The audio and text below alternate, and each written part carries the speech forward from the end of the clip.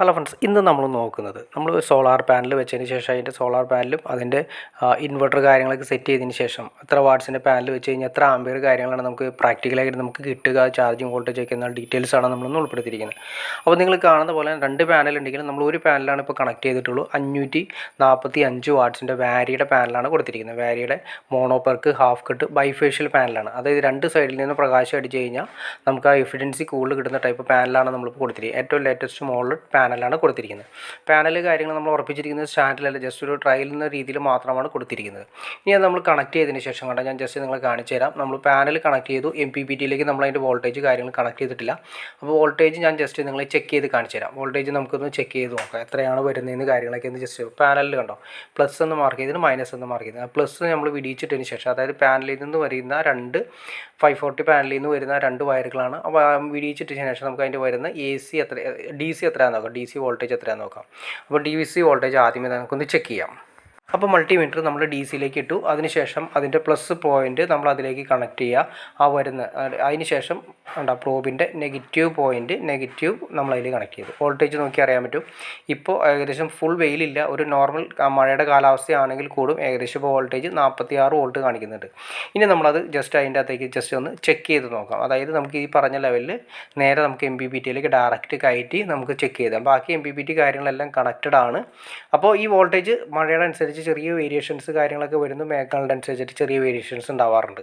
അപ്പോൾ ഇനി നമുക്കത് ജസ്റ്റ് പാനലിലേക്ക് ഒന്ന് കണക്ട് ചെയ്ത് നോക്കാം. MPPTയിലേക്ക് കണക്ട് ചെയ്യുമ്പോൾ എന്തായിരിക്കും അതിൻ്റെ റിയൽ സംഭവം നോക്കുക. അതിന് മുന്നേ ഞാൻ ജസ്റ്റ് കാണിച്ചു തരാം. ബാറ്ററി വോൾട്ടേജ് 12.2 വോൾട്ട്, ആംപിയർ കാണിക്കുന്നില്ല. പിന്നെ അവിടെ SPC വോൾട്ടേജ് ലോ ആണ്, കണക്ട് ചെയ്തിട്ടില്ല, ആംപിയറും കാണിക്കത്തില്ല. SP എന്ന് വെച്ചിട്ടുണ്ടെങ്കിൽ അതായത് സോളാർ പാനലിൻ്റെ വോൾട്ടേജാണ് കാണിച്ചു. ഇനി നമ്മളൊന്ന് കണക്ട് ചെയ്തു കണ്ടോ. അപ്പോൾ വോൾട്ടേജ് നോക്കിയാൽ നിങ്ങൾ പെട്ടെന്ന് ഞാൻ ജസ്റ്റ് നിങ്ങളെ ഒന്നുകൂടി കാണിച്ചു തരാം. വോൾട്ടേജ് കണക്ട് ചെയ്ത സമയത്ത് നോക്കി അറിയാൻ പറ്റും. ഇപ്പോൾ നമ്മൾ പാനൽ കണക്ട് ചെയ്തു. പാനൽ കണക്ട് ചെയ്തിട്ട് കണ്ടോ ബാറ്ററി വോൾട്ടേജ് 13 പോയിൻറ്റ് സംതിങ് ആയി 15 ആംപിയറിലേക്കായി. SPC 33 വോൾട്ടായി 6 ആംപിയറിലേക്കായി.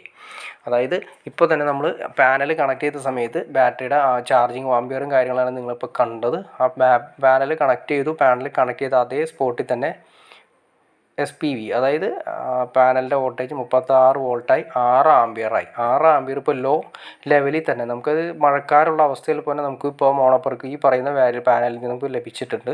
അപ്പോൾ നല്ലൊരു വെയിൽ വരുന്ന അവസ്ഥയിൽ നല്ല രീതിയിൽ പെർഫോമൻസ് ഏകദേശം 13 ആംപിയറാണ് അതിൻ്റെ ഔട്ട്പുട്ട് കമ്പനി പറയുന്നത്.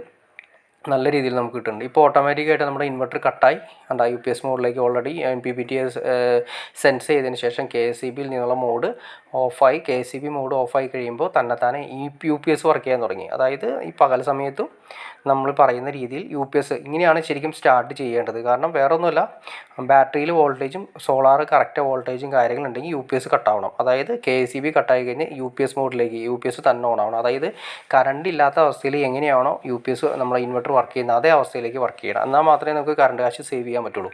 അല്ലെങ്കിൽ ഓട്ടോമാറ്റിക്കായിട്ട് നമ്മുടെ ചാർജിങ് വോൾട്ടേജ് KSEBയിൽ നിന്ന് എടുത്തുകൊണ്ടിരിക്കും. ഇപ്പോൾ അതെല്ലാം ഓക്കെയാണ്, ആ പ്രോപ്പറായിട്ട് തന്നെയാണ് അത് വർക്ക് ചെയ്തുകൊണ്ടിരിക്കുന്നത്. അപ്പോൾ നമ്മളിത് കൊടുത്തിരിക്കുന്നത് 545ൻ്റെ ഒറ്റ പാനലാണ് കൊടുത്തിരിക്കുന്നത്, ബ്ലാക്ക് പാനലാണ് കൊടുത്തിരിക്കുന്നത്. അതിന് മുന്നുള്ള പോളിക്രിസ്റ്റൽ നമ്മൾ ഇപ്പുറത്ത് മാറ്റി വെച്ചിട്ടുണ്ട്. അത് 250 വാട്ട്സ് നമ്മളിപ്പോൾ കണക്ട് ചെയ്തിട്ടില്ല.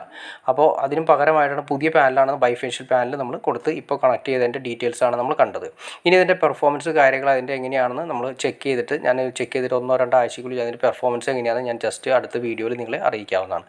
അപ്പോൾ ഓക്കെ ഫ്രണ്ട്സ്, നിങ്ങൾക്ക് വീഡിയോ ഇഷ്ടപ്പെട്ടു എന്ന് വിചാരിക്കുന്നു. ഇനി എന്തെങ്കിലും ഡൗട്ട്സോ കാര്യങ്ങളോ തീർച്ചയായിട്ടും കമൻറ്റ് ചെയ്യാനും മടിക്കരുത്, ഷെയർ ചെയ്യാനും മടിക്കരുത്, സബ്സ്ക്രൈബ് ചെയ്യാനും മടിക്കരുത്.